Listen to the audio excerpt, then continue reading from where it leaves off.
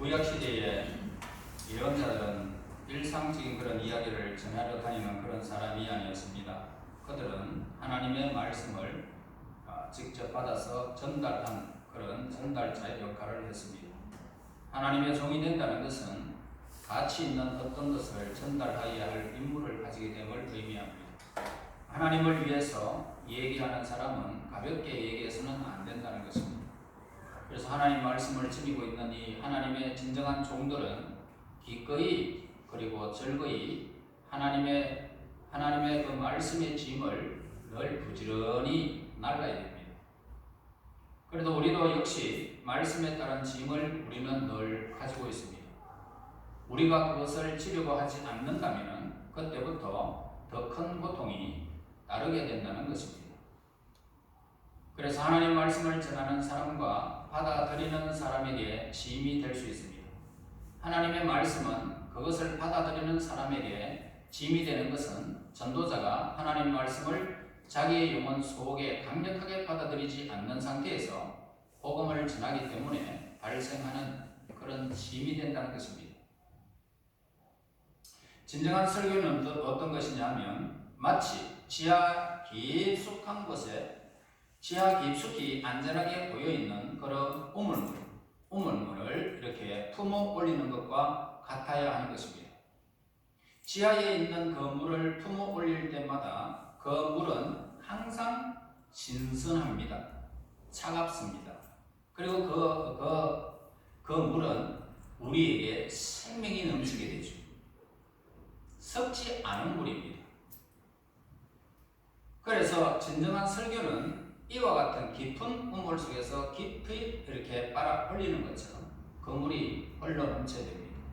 하나님의 말씀은 그것을 전달하는 사람에게도 짐이 될 수 있는데 그것은 성령의 힘을 받지 아니하고 자기의 지식으로 전달하려고 하기 때문에 발생하는 짐이 될 수가 있습니다. 성령의 영향력 하에서 전하여지는 하나님의 말씀은 그것을 받아들일 때나 그것을 이야기할 때에 하나님께서 하시는 일이며 또한 하나님의 짐이라는 것을 알게 됩니다. 자, 우리가 하나님의 말씀을 전달한 후에도 이 복음은 여전히 짐이 되어집니다. 그래서 계시록에 이 두루마리 하나님 말씀을 이렇게 받아 먹었을 때는 꿀같이 단데 그것을 갖다가 행하기에는 굉장히 어렵다는 것을 알게 됩니다. 먹고 난 다음에 서다는 것은 그 다음에 생활하는 것이 굉장히 힘든다는 것입니다. 그래서 하나님께서 우리들을 선택하셔서 하나님의 이름으로 사람들에게 선을 행하라고 불러주셨다면 그들에게 우리가 끊임없이 본을 보임으로써 하나님께로 인도해야 할 짐이 되기 때문입니다. 그리고 우리들의 그 종들의 설교, 하나님의 사람들의 설교의 주제는 죄에 대한 그런 책망을 우리에게 늘 하고 있죠. 죄에 대한 책망입니다. 하나님의 말씀을 깊이 묵상하는 자는 인간의 죄에 대하여 관심을 갖게 된다는 것입니다. 모든 설교자는 사람들의 죄 문제를 끊임없이 덜추고 하나님의 말씀을 진실되게 증거해야 함을 우리에게 가르쳐 주고 있습니다. 그래서 항상 예수님의 복음이 증거되어졌을 때에 세례요한은 회개하라 천국이 가까웠다. 예수님도 똑같이 회개하라 천국이 가까웠다. 해칠한 무덤이라 그러면서 죄에 대한 이 문제를 덜 추었던 것을 보게 됩니다. 또한 인간의 지성의 허망함에 대한 경고도 있습니다. 하나님의 말씀은 지혜롭고 현명한 사람들에게 가려졌고 어린아이에게 드러냄을 감사합니다 라고 있습니다. 지혜 있는 사람과 현명한 사람은 이러한 하나님의 주권적인 권위에 대해서 불만을 가지게 됩니다. 그러나 거짓 학문으로 설교를 대신하는 교만한 사람들 때문에 예수님께서 십자가를 지셔야만 했습니다. 또한 하나님의 말씀은 하늘나라에 대한 소망도 없이 고집스럽게 자신의 영혼을 영원히 파멸시키려고 하는 사람들에게 여러 가지 비유로 끊임없이 깨우쳐 주었던 것을 보게 됩니다. 자, 우리는 하나님의 말씀을 전해야 할 의무와 책임이 우리들에게는 있습니다. 만약 우리가 복음을 전하지 아니하고 악한 사람에게 경고하지 않음으로써 악에서 돌이키지 않는다고 우리 한번 생각해 보자고요. 그러면 무슨 일이 일어날까? 성경에서 우리에게 말씀합니다. 에스겔서 3장 18절에 가령 내가 악인에게 말하기를 너는 꼭 죽으리라 할 때에 네가 깨우치지 아니하거나 말로 악인에게 일러서 그의 악한 길을 떠나 생명을 구원하게 하지 아니하면 그 악인은 그의 죄악 중에서 죽으려니와 내가 그의 핏값을 네 손에서 찾을 것이다. 하나님의 사람들에게 찾겠다는 것입니다. 우리가 못 사람들에게 불성실하다면 우리에게 화가 임하게 될 것입니다. 그러니까 우리 주변에 나만 예수 믿고 다른 사람들에게 전하지 아니하는 사람, 이 사람들에게는 화가 있을 것이라고 분명히 우리에게 말씀하고 있습니다. 복음을 알지 못하는 사람들에게 무슨 일이 생길 것인가를 생각한다면 우리는 하나님의 말씀에 주의하지 않을 수 없습니다. 왜냐하면 복음을 받아들이지 않는 그 상황은 다음 세기가 되면 비참하게 이를 데 없습니다. 여러분들은 아시다시피 건강한 사람들이 하루아침에 희귀병에 걸려가지고 꼼짝도 못하고 침대에서 덩창이 나고 밥도 제대로 씹지 못하고 미음을 넣어주는 사람들 보았을 것입니다. 여러분들은 그 상황을 보면서 건강했던 그의 삶을 아는 사람들이라면 그 비참함은 이로 말로 표현이 잘 안 될 것입니다. 이보다 더 비참한 것은 이 세상에서 그렇게 하나님 없이 복음을 듣지 아니하고 자기 멋대로 산 사람들의 결과가 우리에게 성경에서 말해주고 있듯이 불러서 소금 치듯 함을 받으리라. 그러니까 소금이 타닥타닥 뛰듯이 불에서 인생이 지옥불에서 타닥타닥 뛴다는 것입니다. 이걸 생각하면 우리가 하나님 말씀에 주의하지 않을 수가 없다는 것입니다. 종종 사람들은 하나님의 말씀을 전하는 방법에 의구심을 갖기도 합니다. 대부분 사람들은 복음을 소홀히 해요. 여러분, 우리가 복음을 전하는 것은 간단합니다. 예수 믿으면 구원받습니다. 예수 믿으면 천국 갑니다. 지옥 가지 아니하고 천국 갑니다. 그것만 전하면 돼요. 잘 된다 못 된다 그거는 하나님께 맡기고, 여러분들은 예수 믿으면 천국 갑니다. 예수 믿으면 지옥 가지 않습니다. 한번 변해보지 않겠습니까? 여러분, 우리가 복음을 전하기 위해서 일에 몰두해 있는 사람들에게 다가가면 그들은 건성적으로 어떻게 합니까? 네 하는 사람들이 있습니다. 그래가지고 안 믿으면 그 사람 책임이고 믿으면 그에게 영광입니다. 우리에게는 어떻습니까? 상이 주어집니다. 아주 많은 사람들을 주의를 집중하면서 말을 듣다가도 들은 것을 굉장히 쉽게 잊어버리는 경향들이 많습니다. 그들은 설교를 듣는 일에는 일에서 그냥 그 자리에서 그치는 거예요. 여러분들이 오늘도 하나님 말씀을 듣고 그 자리에서 그치는 자가 되지 말아야 돼요. 그치는 자.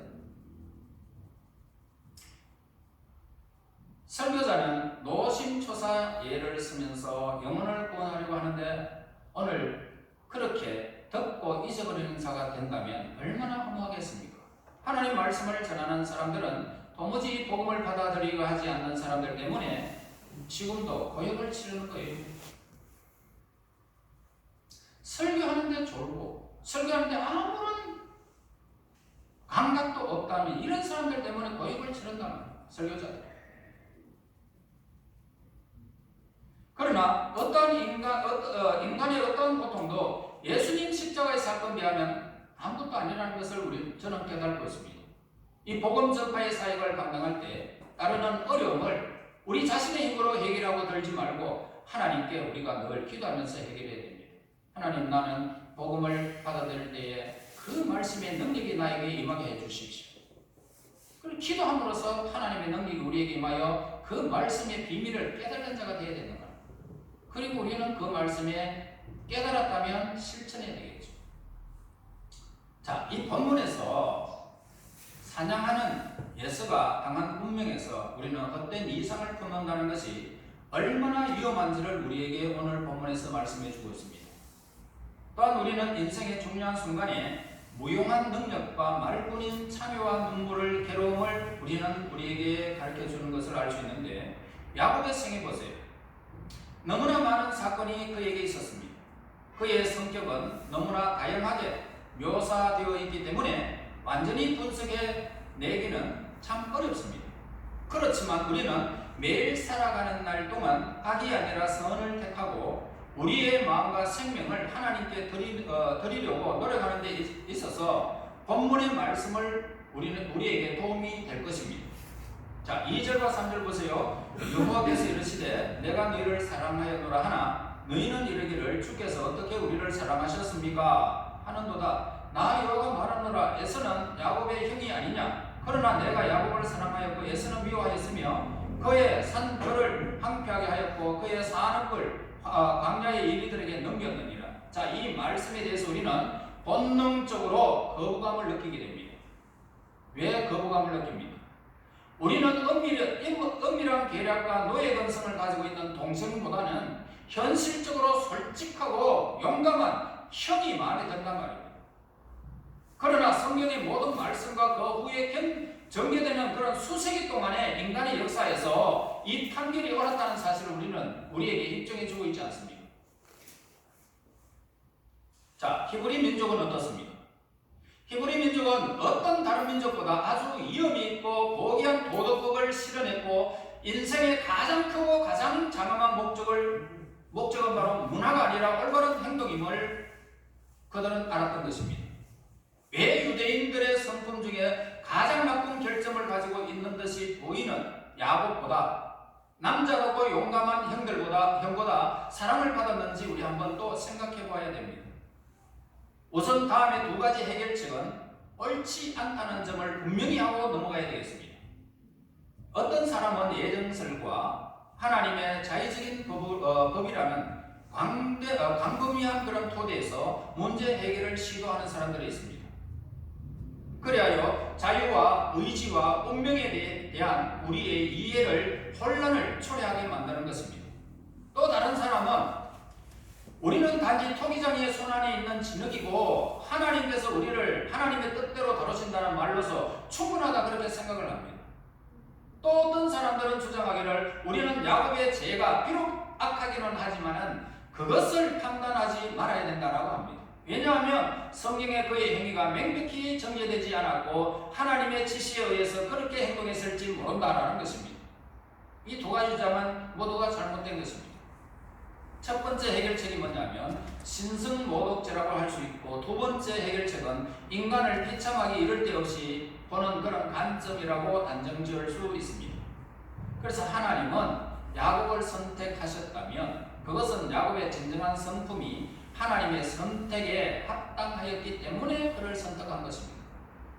그러니까 하나님의 진정한 성품이 그를 사랑하고자 원했던 그 성품이 야곱에게 임했다는 것입니다.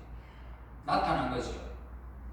그리고 히브리의 어법에 따르면 본문의 강한 반어는 우리말 번역된 것보다 더 강한 의미를 담고 있지는 않습니다.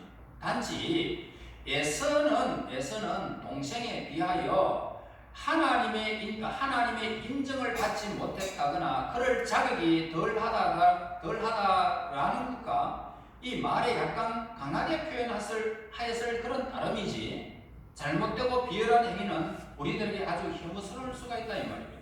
그러나 우리가 야곱의 속임수를 좋지 않게 본다고 할지라도 에서의 동물적인 근성보다 야곱이 더 경멸받을 만하다라고 할 수는 없다는 것입니다. 그래서 이 두 사람이 딴 길을 걷게 된 중요한 계기는 어디에 있는지 우리에게 묻고 있습니다. 거룩한 것은 개에게 던져서는 안 된다라고 성경은 우리에게 말씀합니다. 그래서 어떤 여인이 자기 딸이 귀신에게 이렇게 홀려 있는데 우리 딸을 좀 고쳐달라고 하니까 이방인이라서 개처럼 여기는 그런 이방인이라서 개에게 먹을 것을 던지지 않는다라고 했어요. 이처럼 유대인들은 하나님의 백성 이외에, 다시 말해서 유대인 백성 이외에는 모두가 개처럼 여겼던 것입니다.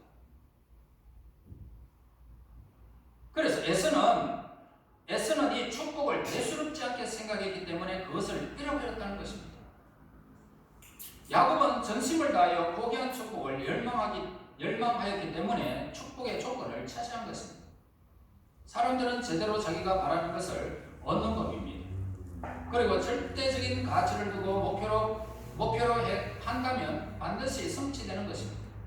이것은 세상사에서 적용되는 그런 원칙들 중에 우리 원칙들입니다. 그러니까 그러나 인간이라면 어떻습니까? 모두가 열망할 가치가 있는 하나의 바람이 한 가지씩 또 있습니다. 그것은 뭐냐면 거룩함에 대한 바람, 영원한 안식에 대한 바람, 하나님의 영광을 소망하는 그런 바람입니다. 그러니까 사람들이 가지는 이상을 다르게 이렇게 가지면은 많은 차이점을 두게 됩니다. 그래서 이 두 형제는 직접적인 희망사항 외에는 아주 많은 것을 한 명은 잃어버렸고 다른 한 명은 얻게 됩니다. 성격이 거칠었던 에서는 붉은 에돔이라는 그런 경멸적인 칭호를 이렇게 기억되어졌고, 그를 대신해서 야곱은 하나님과 함께 이스라엘의 군주가 되어졌습니다. 또 다른 교훈은 우리의 목표가 아무리 고귀하다 할지라도 우리는 목표를 빨리 달성하기 위하여 정도로부터 한 채라도 물러서서는 안 된다는 것입니다. 야곱은 믿음으로 영적인 약속을 열망하기 하였기 때문에 축복을 상속을 받게 됩니다. 그러나 그 방법이 옳지 않았기 때문에 그는 평생을 어떻게 삽니까? 불안하고 두려움 속에서 그는 신앙생활을 해야만 했던 것입니다. 그래서 야곱은 자기 인생을 얼룩지게 하였던 모든 일들에도 불구하고 아직도 족장이고 하나님의 성도로서 남아있습니다. 우리들은 아주 솔직하게 기록된 몇 가지 업무를 보고 그를 전체적으로 판단해서 안 된다는 겁니다. 야곱은 여러 가지 면에서 에서보다 위대하고 값진 인생을 야곱은 살았습니다. 에서의 범죄는 말하자면 1년 동안 연속된 이야기입니다. 그러나 야곱의 범죄는 그의 인생 중 토막극에 불과한 것입니다. 그리고 더 많은 차이점이 있다면 에서는 자기 죄를 회개하였다는 기록을 존재하지 않습니다. 그러나 야곱의 생애에서는 뉘우치지 않았더라면 그런 축복을 잃어버릴 순간들이 아주 많았습니다. 그러면서 하나님 앞에 늘 그의 삶을 의탁하면서 하나님 앞에 기도하며 사는 사람이었던 것을 보게 됩니다. 꾸준히 거룩한 생활을 한다는 것이 뭡니까? 모든 은사 중에 가장 귀한 것입니다. 뉘우치는 것보다는 그 이전에 아예 죄를 짓지 않는 것이 낫다는 것을 우리는 배워야 한다는 말입니다. 뉘우치기보다는. 우리는 에서의 붉은 밭족 사건을 통하여 유혹에 한 번 침으로써 한 사람의 인생 전체가 파멸되는 것을, 다시 말해서 그 자신만 파괴되는 것이 아니라 그 자신의 후손들, 에돔 족속들이 완전히 그냥 씨를 말려버립니다. 하나님께서. 그러니까 한 사람의 파멸이 온 전체에 그의 대를 이어서 파멸하는 것을 보았습니다. 물론 하나님의 선택이 있었기 때문이기도 하지만 하나님의 선택이 얼마나 위대한 것인지를 우리에게 가르쳐주는 것입니다. 그러므로 하나님을 떠나서 생활한다는 것은 얼마나 어리석은 일임을 우리에게 가르쳐주는 본문의 말씀입니다. 자기의 힘을 믿고 하나님을 대적하며 산다는 것은 참으로 어리석기 그지없고 이것은 한마디로 미친 짓입니다. 지금도 많은 사람들은 하나님을 무시하고 하나님을 대적하며 살아가는 현주소를 우리는 많은 곳에서 보게 됩니다. 4절 보겠습니다. 에돔은 말하기를 우리가 무너뜨림을 당하였으나 황폐된 것을 다시 쌓으리라 하거니와 나 여호와 만군의 여호와는 이르노라. 그들은 쌓을지라도 나는 벌리라. 자, 어리석은 건축자를 지금 말하고 있죠. 어리석은 건축자. 그러니까 속임수로 명성을 쌓아 올리려는 그런 사람들은 어리석은 건축자입니다. 불의로워서 재물을 모으려고 하는 사람, 예수님에 대한 믿음도 없이 신앙생활해 나가는 그런 사람, 악한 원칙과 행동으로서 자기들의 성품을 훔쳐가는 그런 사람, 업무와 폭업으로서 높은 지위를 쌓아 올리는 그런 사람, 자, 어리석은 건축자들이 쌓아 올린 것들은 어떻게 됩니까? 성경에서 반드시 무너진다. 너희들은 쌓을지라도 나는 또 무너뜨려버려. 나는 또 무너지면 또 쌓으리라. 그러면 내가 또 무너뜨려버려. 하나님께서 하시는 말씀.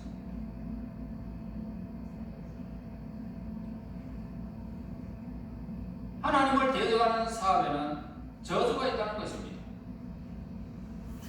그것은 저주를 한번 받은 사람은 그 모든 것들을 유지할 수가 없다는 것입니다. 그 자신의 위치를 절대로 유지할 수가 없다. 하나님이 또 무너뜨리기 때문에 모든 것들을 완전하게 통제하시고 알고 계시면서 그리고 모든 전능전지하신 그 하나님이 앞으로 어떻게 되어져야 하는 그 모든 상황들을 쌓으렸다 싶으면 무너뜨려버리고 쌓으렸다 싶으면 무너뜨려버리고 하나님은 그 능력이 하늘 없으신 분이십니다. 그러므로 하나님께 합당하게 생각지 않는 일들을 반드시 사라지고 말 것을 우리에게 경고하는 말씀입니다. 역사는 우리를 이렇게 증명해 주고 있습니다. 여러분, 에돔이라는 곳은 요새 중에 요새였습니다. 그러면서 그 민족들이 하늘에 이렇게 좀 높은 곳에 그냥 위치를 하고 있으면서 요새 중에 요새였어요. 에돔. 그런데 어떻습니까? 하나님은 모압과 암몬을 통해 가지고 그들을 하칠의 관계를 맺게 됩니다. 하칠의 관계를 맺어가지고 그래가지고 모압과 암몬들이 어느 날 갑자기 에돔 족속에게로 몰려 들어갈 때 대적으로 안 보았기 때문에 그들을 다 받아들입니다. 받아들였을 때 그들이 모조리 다 죽여버립니다. 그래가 멸절돼버려요. 하나님께서 하시는 일들은 그들이 아무리 높은 곳에 살지라도 나는 너희들을 멸하리라. 그랬으면 사라지더라는 것입니다. 에돔 족속은 역사에서 사라져버렸습니다. 아무리 영향력 있는 사람이라 할지라도 하나님을 대항하여 싸운 사람들은 쓰러지고 높이 산 탑일지라도 하나도 남김없이 내려앉아버린 것입니다. 하나님께서 나는 권리를 하면 남는 것이 없다는 것입니다. 나는 권리라. 그러면서 우리가 오바다를 보면 그런 말씀이 나오지 않습니까? 포도원에 누가 서리를 하면 도둑이 들으면 그 포도원을 얼마 정도는 남지 않겠느냐? 모조리 다 가져가지는 않지 않느냐? 그런데 하나님이 심판하니까 하나도 남지 않고 샥!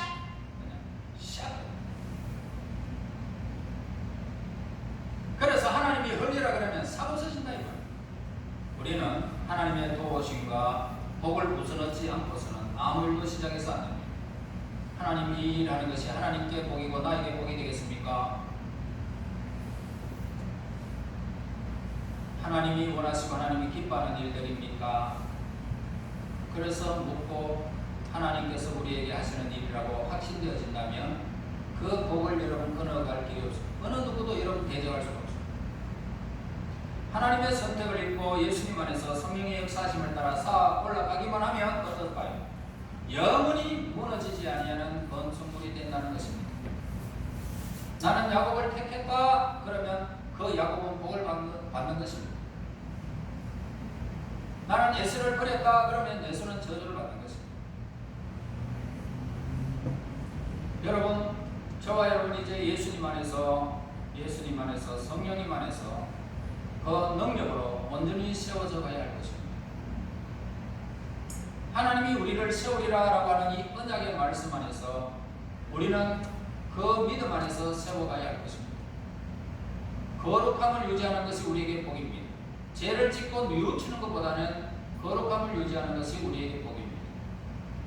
그러므로 하나님께서 여러분들을 세우고 내가 야곱을 택했듯이 여러분들을 선택했다라고 하는 하나님의 복된 음성이 들려일지언정 나는 예수를 버렸노라라고 하는 이 저주스러운 음성이 우리에게 들려지지 않아야 할 것입니다.